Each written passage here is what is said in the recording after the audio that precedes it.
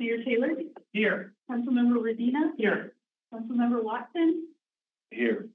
Councilmember Iyer, absent, Councilmember Briggs, absent. We have a quorum. Have a motion, please approve the agenda. Moved by Redina and Watson. Discussion? All in favor? Opposed? The agenda is approved.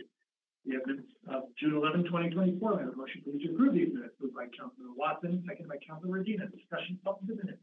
All in favor? Opposed? Minutes approved. Unfinished business. Mr. Mahoney could not be here today, but he has provided me a written report that he would like to read out to you. So please bear with me. It's very succinct. But his first point is in regards to an art donation that was received by the city. We are in possession of an art donation that comes from the University of Michigan Prison Creative Arts Project. This gift was facilitated by Councilmember Harrison and the Public Art Commission. Councilmember Harrison's desire is for it to be placed on the wall of the first floor of City Hall. It is 5 feet by 4 feet, and it's a 3-panel piece weighing 17 pounds. A photo is here for you to peruse. I can also pass it around.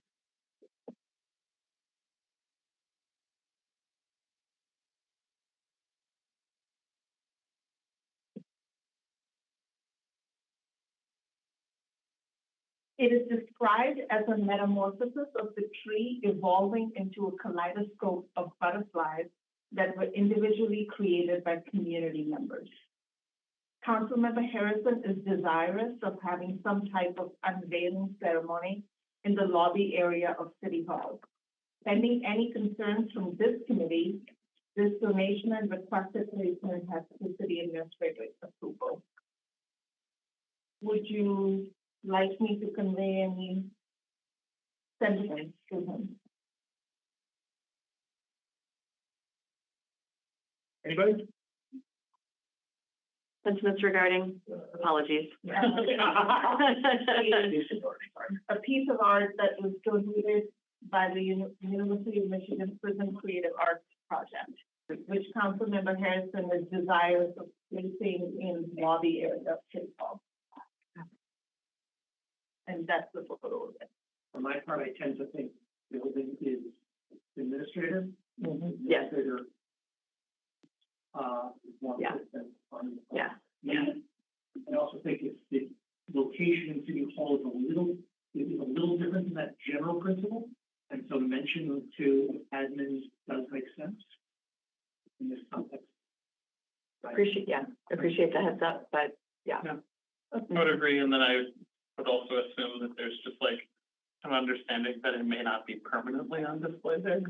And being in the lobby might be a space where there's like some rotation in the future. Right? That's great.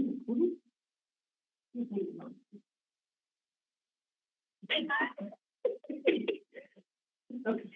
Point number 2 on Mr. DeHone's report. Monica Booth has begun as our new Human Resources and Labor Relations Director. We are fortunate to have a person of her caliber on our team. What is her last name? Booth, B-O-O-T-E. Okay. And she was with the guide and the accountant before coming here. She's great. Point number 3.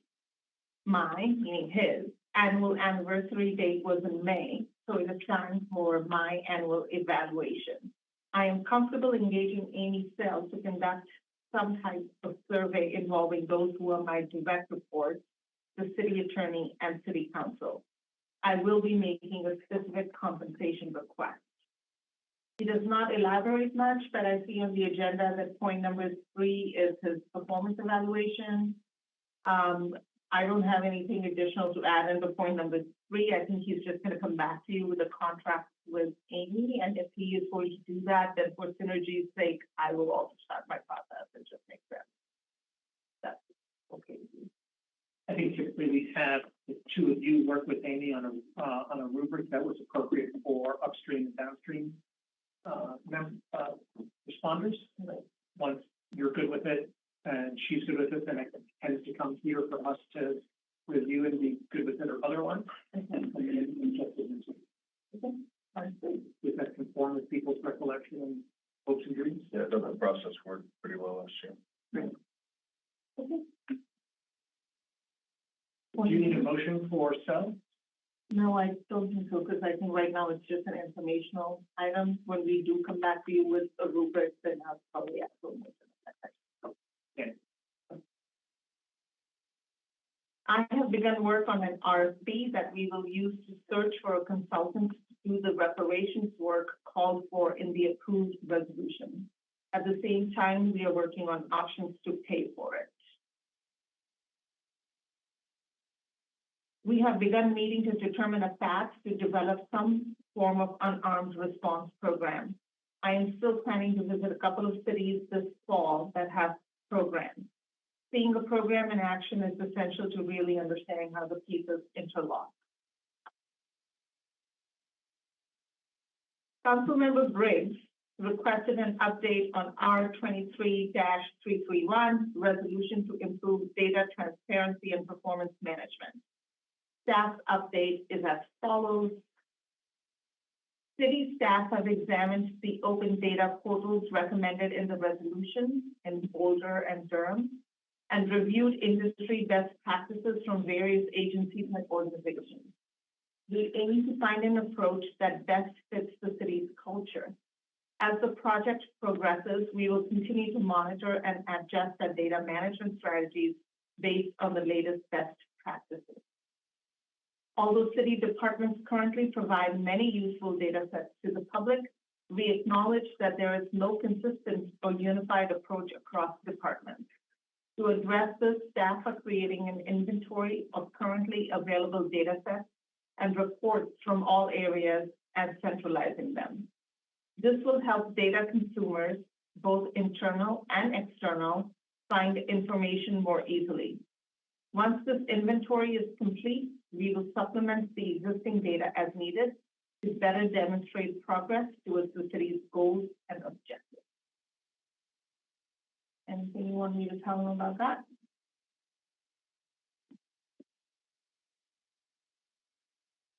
No, I think, I have, would be interested in maybe continuing this conversation next meeting when he and Councilmember Briggs are both here. Because I do think it's important for us to refresh ourselves on the resolution as well, because I do think that there were specific asks about kind of public spacing pieces, and what I'm hearing in that around we'll continue to explore it. I would be interested in kind of understanding a timeline for when we might have some more public facing dashboards and transparency.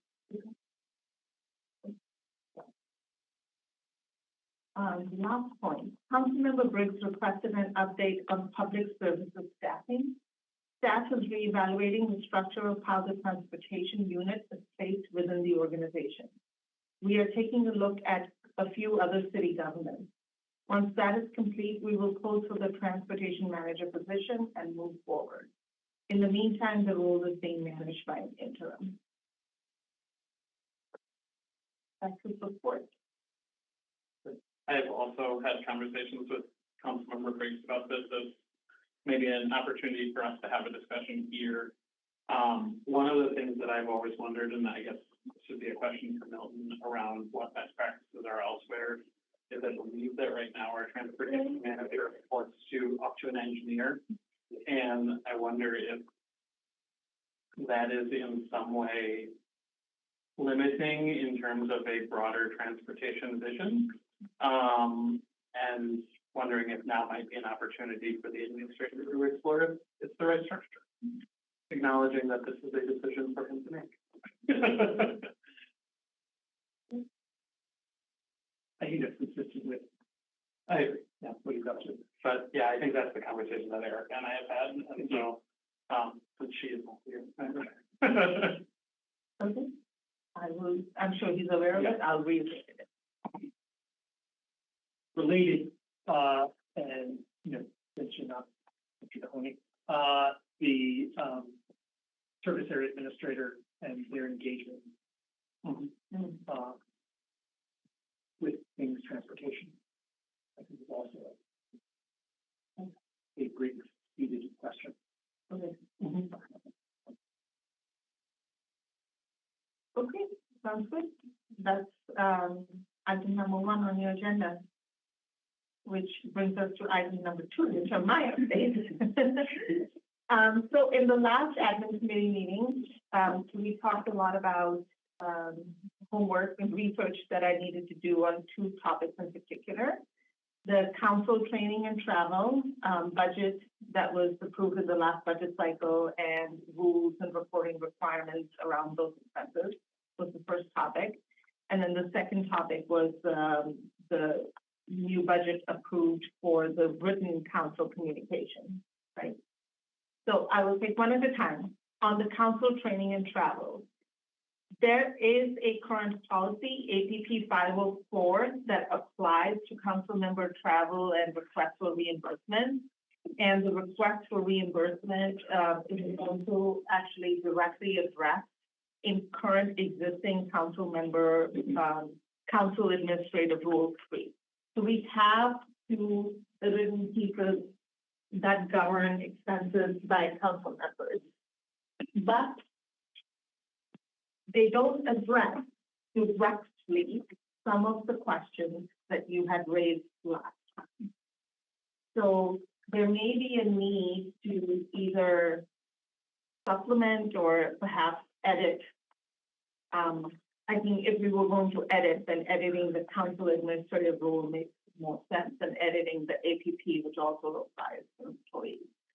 So Ms. Higgins and I have started working with the CFO to see what supplemental things we might need to add to the rule. And they relate specifically to the questions we had asked last time.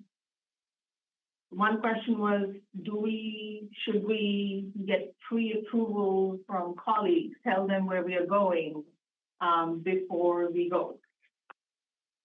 Personally, we don't think that is necessary because the current council administrative rule says, in the very last paragraph, it says, request for reimbursement will be submitted to the management assistant in the mayor's office and will be approved by the mayor. So there is a check and balance in place. But of course, if you all thought it was more prudent to just let your colleagues know where you're going before and give them the opportunity to state their objection if one might exist, that's fine. I just don't see the need for it. So I'm going to let that rule be as it is. Is there any objection to moving that? Well, let's talk a little bit, if you would, about whether or not the mayor should be the person making this decision. On the one hand, council members don't supervise the mayor, and so that makes sense. On the other hand, what does the mayor know about anything?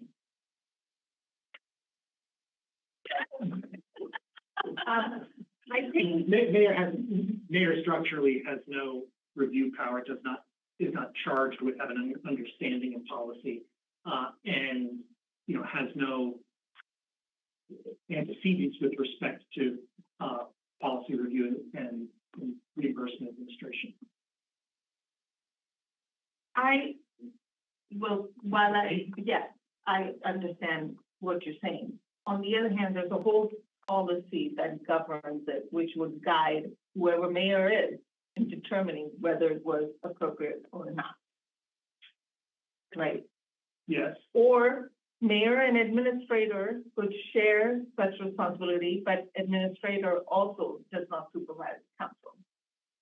I'm sorry, repeat. Mayor and administrator could share the responsibility, but administrator also does not supervise council. Yeah, I'm uncomfortable with the idea of the mayor having veto power over individual council members for professional development. Yeah. One could imagine a scenario in which we had a mayor who made decisions based upon. Yeah. Then we can edit that rule to say that any council member may raise an objection to a request for reimbursement.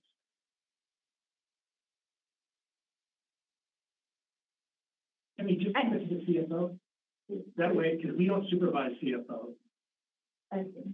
Yeah, we could do that. and there's no direct line there. Okay, CFO will Yeah. have an understanding. okay. I don't want this stuff to get political. It's, Yeah. you know, Yeah, It's a simple numbers and sense. yeah. Okay. is that reasonable? But then can we provide the report to mayor and council? Yes, Yeah, that's the answer. Yeah. yes. Right now, I just sent it to Mayor Kevin. But now we'll go, after we edit the rules, I go to mayor and.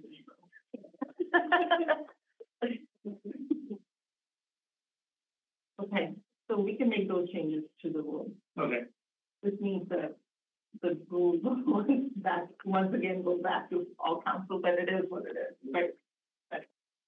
Well, we may be making other changes. but that's- progress. We need to advise the CFO. Yeah, this time with CFO, yes. Okay, the second question that was raised last time was, the committee expressed a preference to be completely transparent with the public and share the information with the public. Well, as I looked into it and talked to the CFO, it turns out the information is already public. It is on a2gov.org in open book, and if a member of the public wanted to search by your name to see what we got reimbursed for, they could very easily do it. So I don't think that needs extra work, it's just already there. A third question that was raised in this committee was, is international travel okay? From our perspective, we think if the international travel fits your needs, you're studying something that's relevant to the city, it is okay. Except we would want to be clear about, in the policy, we have a reference to per diem rates, but we only reference domestic rates because employees largely don't travel internationally. So we would want to reference the U.S. Department of State's per diem rates for reimbursement. But that's the one clarification we would need. We don't see that we need to prohibit international travel per se. Because there could be a need for it, and Canada technically is international. Technically, you mean actually. Yeah, absolutely. The mayor has a great love for correcting my use of the word technically. So that will probably then, that might have to go in the policy actually, because it should apply to everybody, just in case we do have employees traveling internationally. So that little correction will be made. A fourth question that was raised here, which I think the administrator already answered last time, but I just wanted to make sure that I answer it again. If council members are being asked to travel as part of a city delegation, will those expenses count against the $5,000 that are allocated? And the administrator clearly said no, so I just wanted to clarify that. If council members are being asked for the city delegation, the city will bear those expenses. A fifth question that was raised was, what if we're traveling to a conference where the sponsor is offering to cover the expenses? We think that the same rules that apply to employees should apply to the council members, and currently employees are prohibited from accepting any gifts. So we think the same rules should apply. Now, that policy may be subject to revision because Mr. Mahoney thinks it's a bit too strict, but if it does get revised, then the same rules would apply across the board. I think that question was asked though in the less of a sponsor wants to take you to a conference, and was more, I thought it was a question of you have been asked to speak as a like panelist at a conference, which I think is you're essentially attending as a presenter at a conference. Yeah. And is that different than, you know, yeah, I believe it would be a gift if you were attending a conference Yeah. and having it paid for, and you had no formal role. I agree. There should be because we don't want to be turning down opportunities to Right. to promote what we're doing here because the person who was invited to speak can't cover it. I mean, I do think that that should be treated differently. Okay, I If need, you're asking to be, yeah, I need to think about that because I think we don't allow that for employees, so I need to think through if a distinction is okay there or not. I just need to Yeah. think through that. Yeah, I mean, I guess like if Missy were invited to speak at a climate conference, does the city pay for her to go to that climate conference, or does the conference pay for her to go to that conference? My understanding is the city pays, but that's my understanding, so let me do some more digging. Okay. And I can get back. I think the policy is really strict as currently practiced. Mhm. And that's one of the reasons that, Mr. Mahoney thinks that maybe we should relook at the policy as well. Right? So I will get back to you on that. And then another question was raised on blackout dates for travel. And this is something that we did discuss with Ms. Prashant extensively, and we do think that some blackout dates are reasonable around elections, but we're trying to work through. But in some cases, council members may not have an option, like registration dates are expiring, but it's in the blackout period or something like that. So we're trying to work through language of how to allow you to seek reimbursement, but it's gonna be for that period, I think council members are gonna end up bearing the risk, fronting the money and then seeking reimbursement post facto. So we're trying to work through that language. That seems fair. So all of this, I haven't actually drafted yet. These are just notes from our conversations and things working through. The next step would be for me to edit the actual rule or the policy and bring you that language. Okay. Yeah. Okay. I have made less progress on the council communications process. Mostly because I haven't had a chance between my schedule and this, Webster's schedule with GMA and then me being out. I haven't had a chance to work through it with her. But I think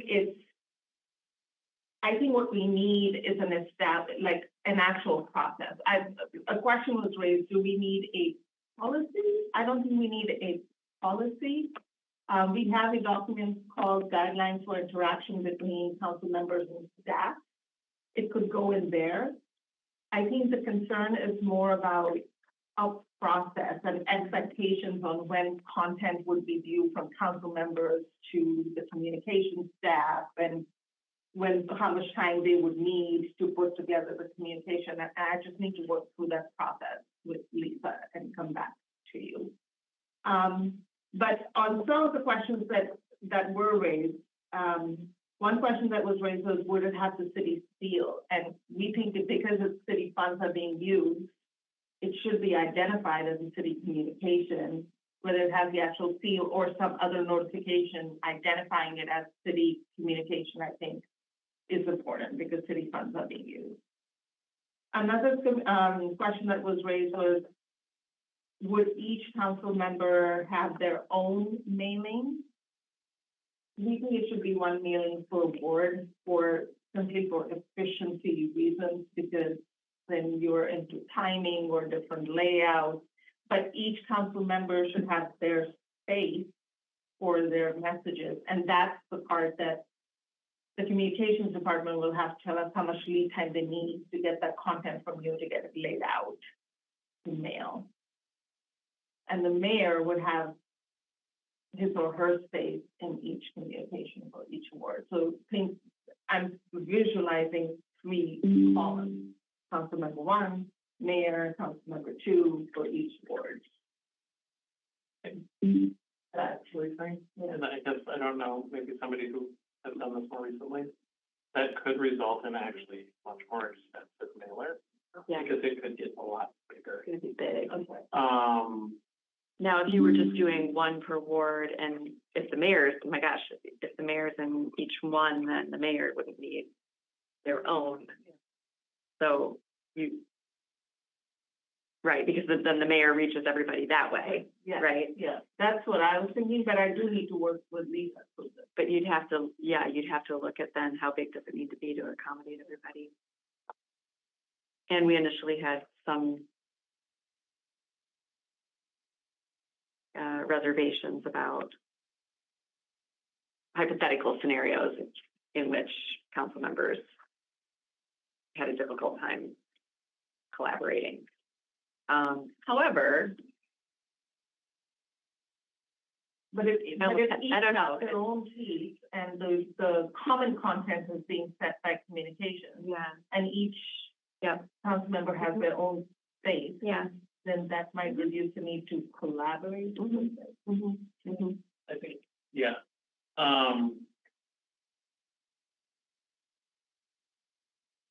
Without collaboration, though, I could see there being a chance that council members could almost be contradicting or like, and we may have different perspectives on things. Yeah. And so it's possible that on the same mailer, two council members are saying opposing things. But they shouldn't, because this is not an advocacy piece. Okay. Right? I mean, Yes, yeah. so Yeah. it's still though, unless we are going back to here's the template, this is the only language that can be used, you're still allowing for council member speech to exist on it, which will then involve, I worked on X piece of legislation, another council for this reason, and another council member could say, I worked to oppose this for this reason, which isn't necessarily a negative, but could then, it may lead to a situation where a council member is like, I don't want my name on this at all.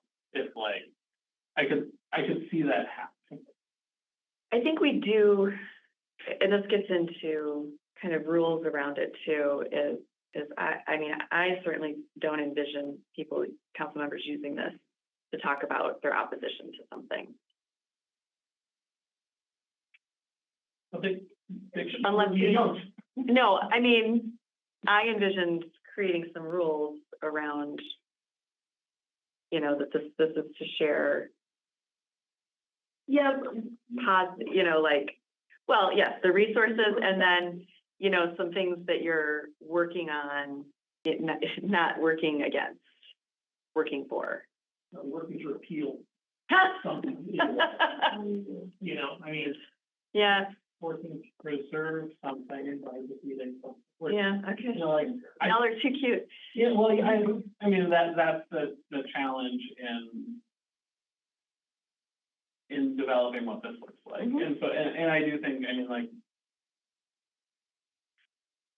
I go back to, I used this example before of like the legislative mailers that go out where there is actually a lot of kind of individual content that gets added into some of the templates. Mm-hmm.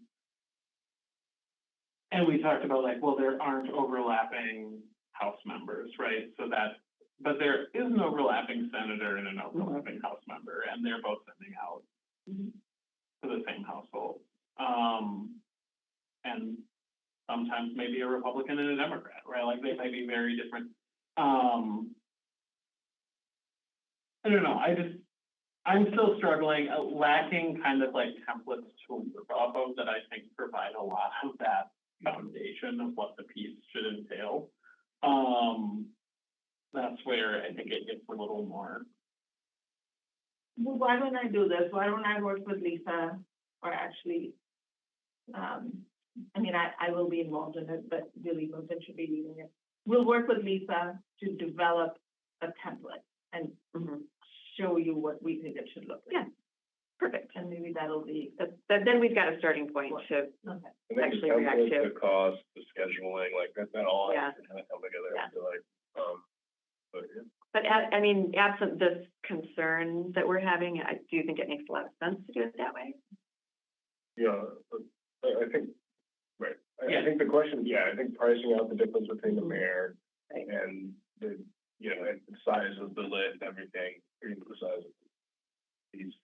But I think, And I do think that if it makes sense for everybody to be sending it at the same time and the templates, I think it would be okay to have the two columns.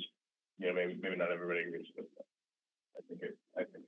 I mean, the columns will also have some just like basic information, Right. that here's how to contact me, here are my coffee hours, or, you know, just basic info. So some space will just be taken up by basic council member information, right?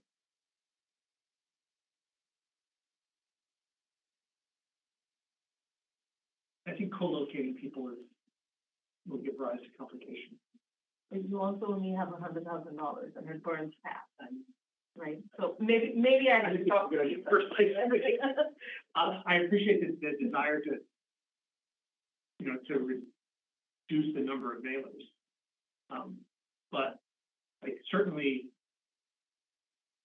you know, like if Jones and Smith are at each other's throats, and now Jones and Smith are, you know, on team neighbor. Like here we are together, and maybe the mayor, you know, is cranky with both of them.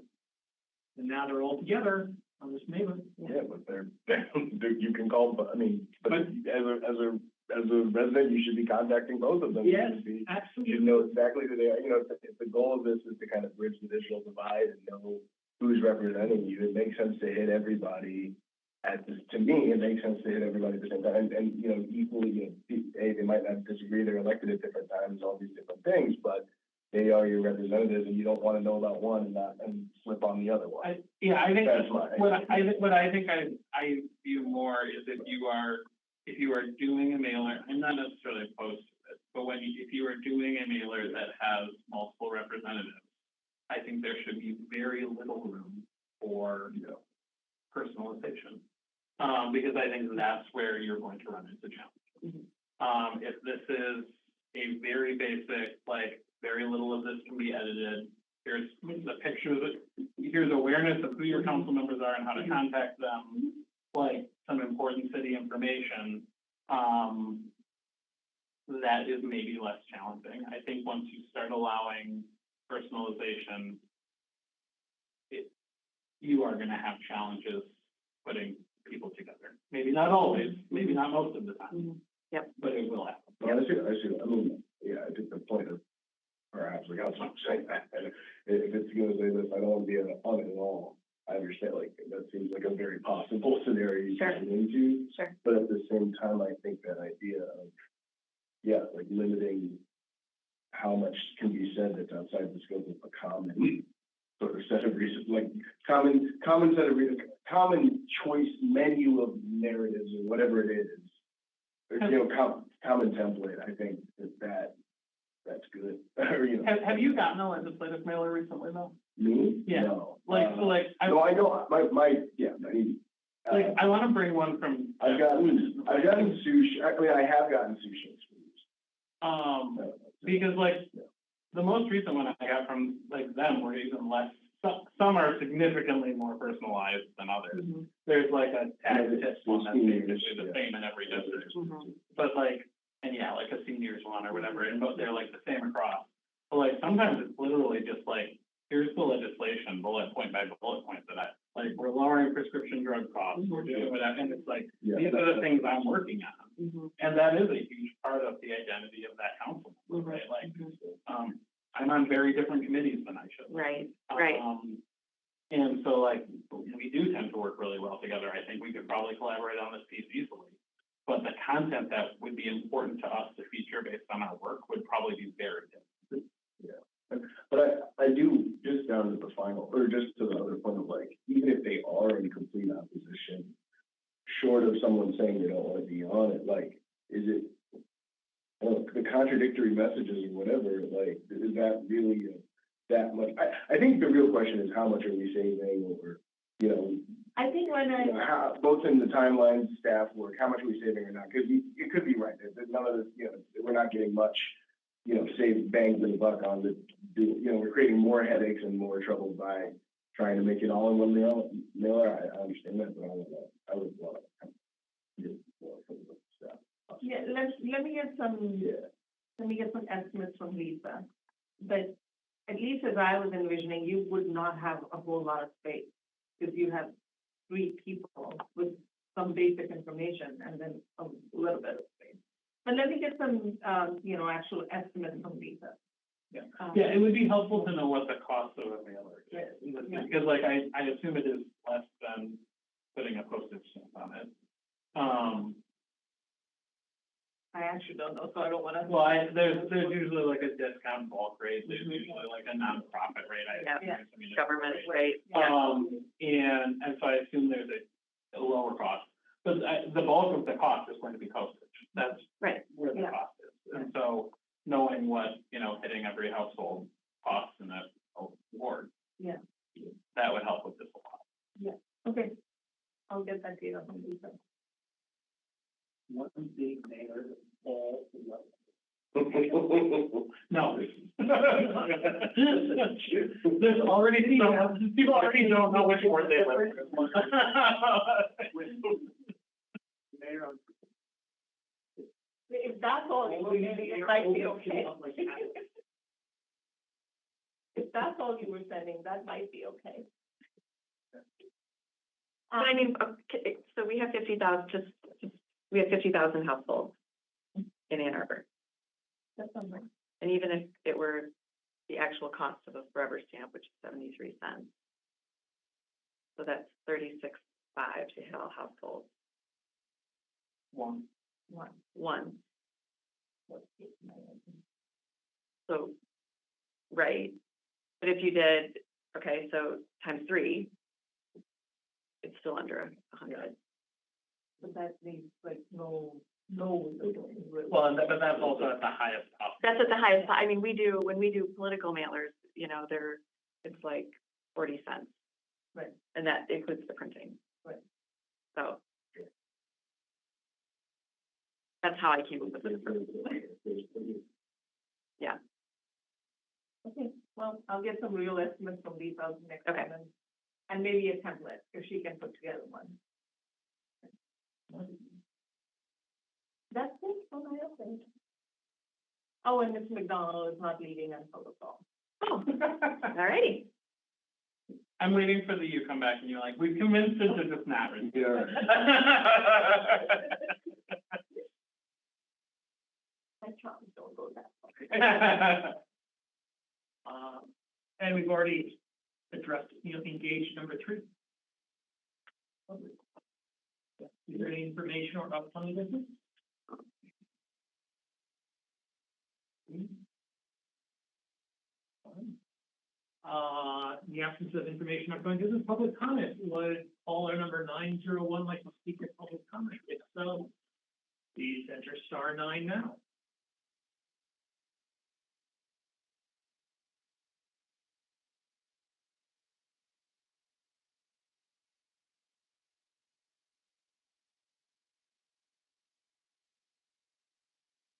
Nope. Motion adjourned, please, move by, Regina Watson, second. Oh, yeah. Yeah. Discussion, favor, opposed?